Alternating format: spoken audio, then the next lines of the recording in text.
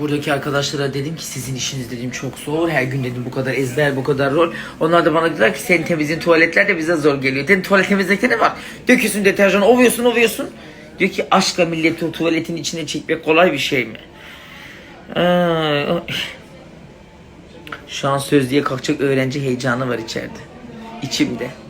Konuşamıyorum bile. Annem de Gamze'yi yanında götürdü içeri. Keşke onu bırakaydınız bari.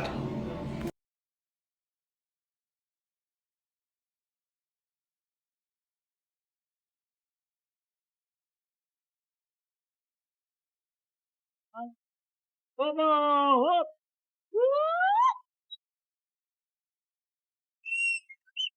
Yandım. Yandım. Haydi biraz uçurun. Aa!